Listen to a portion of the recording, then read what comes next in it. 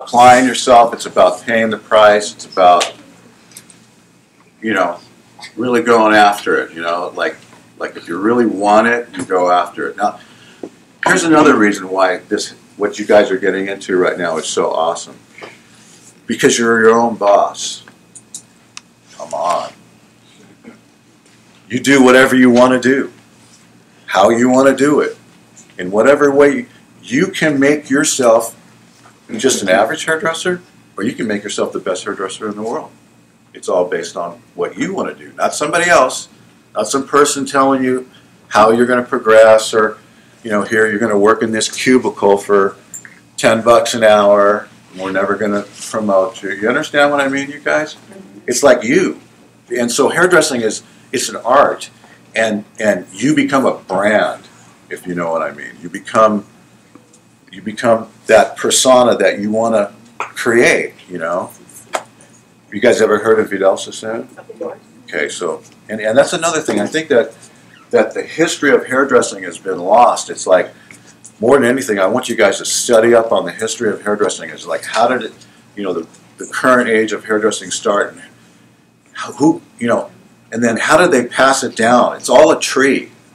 It comes from like one main trunk, and then you have all these branches that branch out. And if I were you guys, I would say one of the things that I would do if I were you is I would try to become part of that tree. In other words, you know, Sassoon is down here, he's at the trunk, and then there's all these offshoots, and you got to become part of the tree. In other words, you need to attach yourself to somebody close to the trunk. Do you understand what I mean? And they'll take you for the ride. That's how it works in this business. I myself, what I love to do, what I'm most passionate about, is mentoring. Do you guys know what that is? Okay, I like to take hairdressers under my wing and polish them into diamonds. I get a lot of satisfaction out of that. I've taken countless people into my salon and trained them from scratch after school to be champion hairdressers. Because I feel like, I always feel like, you know, I want to see the best in everybody. And I believe that everybody wants to be the best. So it's like when you can hook up with somebody that wants to be the best and you want them to be the best, then it's awesome. You know what I mean? It's so positive. I've been in salons where it's catty and everybody's talking and it's nasty and they're not nice and the clients are bitches, and that's not fun. You want to get in a place where it's open and it's sharing and it's acceptance, and you have a mentor who's like, they don't ever correct you. I never take the scissors from my my student's hand and say, no, you're not doing it right. I say, oh, you're doing great. Let's try this. Let's try that. You see what I'm saying? It's all about encouragement. That's what makes people grow, when you encourage them. And if you ever notice that when you're uptight, you can't breathe. And when you can't breathe, you can't be creative. It's impossible. You have to breathe to be creative. And you breathe when you're like loose and you feel good, you know. And you know everybody wants you to do good. And Stevie wants me to do good. I want him to do good. He's handsome, isn't he? And so, anyway. So let me tell you then. When I got out of school, I got to tell you a really funny story. Can I just tell you a really funny story? Right there. What's your name? What is it? Ursula. Ursula. Where Ursula's sitting, that's where I did my very first client in the school.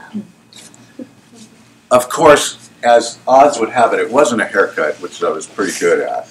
It was a curling iron set, which I had never curled an iron in my life, right? So, you know, guy with big fingers and shit, and I'm like, I'm trying to do this curling iron on this lady. This is the funniest thing. This honestly happened. So I'm rolling the curling iron, I'm shaking, and I'm rolling it, and all of a sudden, the curling iron hit her forehead. Oh. She let out, oh God! and put her head down on the station like that. Have you guys ever felt like you want to die? Like if you could just evaporate it, you know what I mean? You just want to become like dust. Everybody in the whole room is like, now I'm really freaking out because I'm shaking like crazy, right? And I'm thinking, there's no way I can roll this iron. There's no way. It's not going to happen. But the lady let me continue. So here I am, going for it again, and so I burned the burn. Okay, so oh my God, her head's down on the thing, and she's like, oh God. And everyone in the school is looking at me. That was my first client. It all went uphill from there. Needless to say, I was really bad with a curling iron for a long time because I didn't go near one, okay? But then I got out of the school, and then where did I want to work? I wanted to work. There was a really hip, killer salon back in the day called Cassandra 2000, and that tells you like how long ago it was because they were trying to be futuristic. So it's called Cassandra 2000, and they were very awesome hairdressers, like world class. They were. Have you ever seen Sebastian hair products? They were the people that started the Sebastian hair line. And so I'm going to go to check out to see if I can get a job at Cassandra 2000. So there I go in, and the lady says, okay, the owner, very famous hairdresser, Jerry Gazimza, and she says, do a blow dry for me. So here I am, I'm blow drying, and I'm doing my whole thing, and at the end of the whole thing, she comes to me and she says, okay, well, we're not going to hire you, but I think you should actually go try to get a job at Vidal Sassoon. And it just so happens that Vidal Sassoon was my idol. See what I'm saying? And that's the reason she told me I should go to Sassoon, because I did everything Sassoon style. There's a brush called a Denman brush. It's called a 9-row Denman brush. And at Vidal Sassoon, you can only blow hair with a Denman brush. So what it is, it's very strict there, but if a brush is like round, a Denman is literally 1/4 of a brush. But their thinking is, this is round. You see what I'm saying? So if you spin the brush, you'll have a round brush. What it makes you is a damn good freaking hair blow dryer, right? So I was blow drying with the Denman brush, and she was watching me, and she's like, "Oh, this kid is awesome. You know, obviously he's like wants to go to Sassoon." So she said, "We're not going to hire you, but you should go to Sassoon." So I go to Sassoon. I walk in. I walk up to the guy. I'm all like full of energy. "Hi, how are you? I want to work here." And he goes, "Yeah, whatever." It's not fun when you get out, and all of a sudden you're like in the land of the jungle. You know what I'm saying? It's a dog-eat-dog out there. He's like, "Yeah, whatever." Says, "You got to do a haircut for me." "Okay, yes, sir. When?" Mondays we do our haircuts. Get a model and come back on Mondays. And I'm thinking, I got to work here. I got to work here because I have to learn what they know. I will do, okay. So I do a haircut, and the guy, and I'm doing the haircut. Steve has heard the story so many times, I feel sorry for him. I'm doing the haircut, and I'm thinking, this is cool. They're not even watching me. This is going to be a stench. I'm going to do the haircut. The guy's going to come over and pass me, right? He's not even looking. He's not even concerned. He's not watching me. I don't see him. And I'm cutting, and then all of a sudden, I look at a mirror, and I see him. But he's like five mirror ricochet, you know what I'm saying? He's there, but he's really over there, you know, and he's got me in like 6 mirrors, you know, bouncing off each other, and I can see his eye, and all of a sudden, now I'm freaked, you know, so now I'm kind of shaking. And he comes over and he checks the haircut. He goes, "Is that right?" He goes, "Can you come back next week?" "Sure." Come back next week. Same thing happens. Comes over, checks the haircut. It's okay. Will you come back next week? Sure. This happens for 6 straight weeks. Finally, at the 7th week, I know he's going to tell me to come back, right? And I'm thinking to myself, if he tells me to come back, I got to confront him and I got to tell him I can't come back. So he says, can you come back? And I said, I can't come back. And he says, why not? And I said, because I don't know any more people that have hair. I've cut every single person I know, right? And I said, really though, I said, I'm going to go, I'm going to leave, and I'm just going to tell you that if you don't hire me, you're blowing it. And because I felt very strongly, but I wasn't felt strongly that I was going to be a great hairdresser. I knew that I was going to be a really hard worker for the guy, and I said, I guarantee you that I'll be the hardest worker that you've ever had that works here. I give you that promise. So he had to hire me. So if you guys want jobs, just go in there and tell that to your boss. They'll hire you immediately. I know, because I hire people all day long. If those words come out of your mouth, like in other words, your ego's not really there, but you're going to do whatever it takes, boom, you're hired. I have a fairly healthy ego. I think you have to have a pretty healthy ego to go up, you know, and keep rising. But I also try to always keep it within check. I think as good as you get in something, you almost need to become more humble. Like the better you get in something, the more humble you should become. Because everybody's expecting you to be an ass because you're good at, really great at something. So if you're really humble and down to earth, they're not ready for it. You diffuse them, you know what I'm saying? So, and I've seen hairdressers and my whole life, you know, and the ego trips that everybody is on, and I'm just like, I hope I never become like that. You know, I want to be great, and I'm damn confident in myself. And if you want to have a cutoff, bring your shit and let's go. But I'm still humble. Okay, so. Anyway, so I worked there for about 6 months till I couldn't take it anymore. Every day, it was torture. All 3 of us guys, my mom raised us very down to earth. You got to be real and down to earth. You're not above anybody. Everybody's a good person and everybody's the same. And in Beverly Hills, in the top salon, it's extremely snarky. And all the students all the hairdressers are snarky, all the clients are snarky, and I just felt that tension every day, and I just like, I don't want this. I want this education, so I'm gonna do it as long as I can. And then one day, I bent down to pick up my boss's blow dryer to hand to him so he could do a blow dryer. And when I bent down, all of a sudden I was like, oh my God, I thought I had a brain aneurysm. And I was like, I felt instantly like sick, like something was really wrong with me. And I just took the blow dryer and I handed it to him and said, Michael, thank you for everything you taught me. I quit. Oh, wow. Swear to God, that's how I quit. Here, thank you for everything. I quit. Goodbye. I got in my car and I drove over the canyon straight to the hospital. So they put me in the hospital and they ran all these tests on me, taking fluids out of my spine and all this crazy stuff. And then I was in the hospital bed. I was thinking, I'm going to die. I don't know what's wrong. I'm going to die.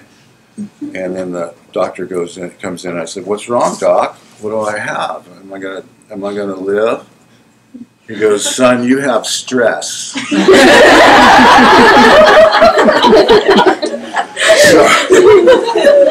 So basically, that was stressful, that shit, man.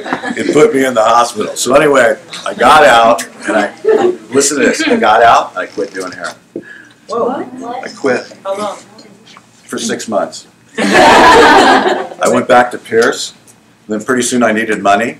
So I was like, I'll cut your hair for $10. I'll cut your hair for $5. And pretty soon I started building a clientele, and all of a sudden I realized I love this. What am I doing? I'm not quitting. So then I went up to work for some salons in the Valley. Probably none of them are even here anymore. Very, the best salons. 5 years later, my brother, Tony, he comes to me. He says, "Do you think I could be a hairdresser like you?" I had never seen Tony do anything creative. He was an amazing athlete. He's one of the original Dogtown skaters. And and so I said, "No." "No, you could never do this. It's impossible. I've never seen you do one thing creative in your whole life. Ever." I'm not kidding you guys, I swear. Have you ever seen somebody who's never done a creative thing in their life? He was so physical. But actually, he was one of the premier surfers in California as well. But the thing is that later on, once he got amazingly good, what I really didn't see at that point was how creative he really is. If you watch him surf and skate, that's unbelievable, and that's creative. Okay, when you rip a wave to shreds, it's creative, believe me. And so, but I said at that point, I said, "No, I can't see you doing this, man." And then I said, "But you know what? I love you. You're my brother. This would be so fun to do together. Let's do it, man." So, first day we were there, I handed him a pair of scissors. It was like a $600 pair of scissors. I said, "This is my gift to you. And let's do this. Let's train." So, there he started. And my brother talked my mom into letting him. So he went to this school. I said, "As a matter of fact, I know a place I can get you in and no waiting list." So I snuck him into school. And then he had Mr. Nugent also. Mr. Nugent punished him like he punished me. And then, but what he would do is he would cut hair every day, or he would do hair in the school every day to learn how to pass the state board. And then he would go home. And then I would teach him all the advanced stuff that I was learning out in the big salons. And we would work together. And my mom, he convinced my mom to let him build a salon in her house. It was a one-share salon in like a back room. And he would go in there and he would do hair every night for at least 6 hours after school. And I would come home from work and I would go in there and I'd train him. And by the time my brother was had 1,600 hours and he was graduating, he was one of the best hairdressers in LA. Not best student hairdressers in LA. He was one of the best hairdressers in LA. He progressed so fast. It was amazing. If you ever get a chance to watch my brother do hair, it's amazing. Okay, have you guys ever seen the guys from Benihana when they cook? Yeah. That's my brother. Oh, wow. Okay. He is the most flamboyant, awesome platform artist in the world. And he's been voted best platform artist in the world. What's his name? His name is Tony Altiery. And so, anyway, there we were. Now we're the Altiery brothers. So, you guys have a notepad? Yes. Okay, so here's my name. It's Riccardo Altiery. That's a T. This is our last name. And I'm known as one of the Altiery brothers.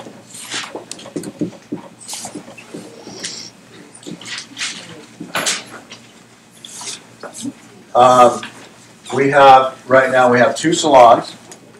So we have a salon in Orange County, and that is my salon. I live in Newport Beach, and I named this salon is called the Studio. I'll come back to that in a minute, but my whole concept for that I'm going to describe to you. And then my brother has a salon. We share them. They're both of ours, but I run this, he runs the other one. And it's in, you know where Toluca Lake is? Yeah. Yeah. So it's in Toluca Lake on Riverside Drive, and this one's called Altiery Brothers Studio. started this one about 13 years ago. I started this one 5 years ago. We've had a total of 9 salons in California and Nevada. But now we're down to 2. So we sold all the other ones. And you'll see that in the industry,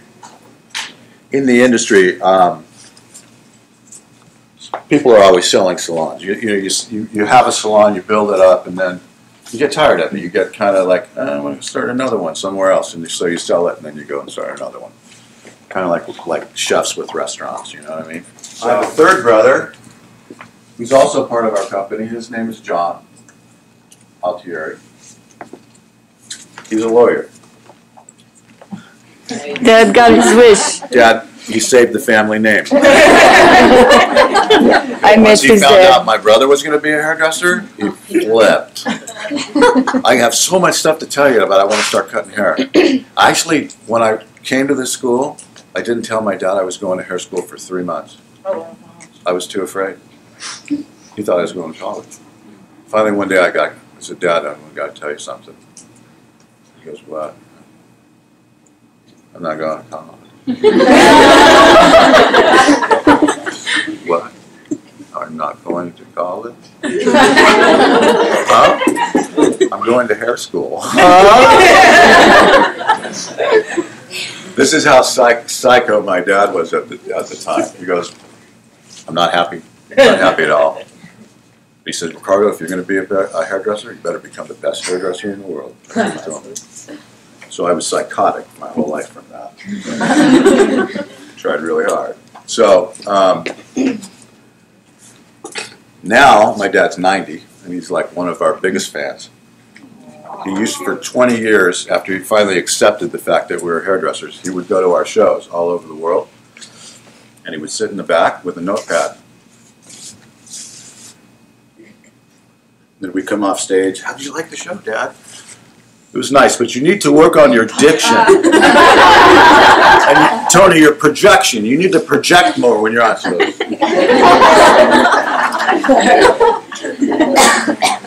Very fun. Are you the oldest? Yeah.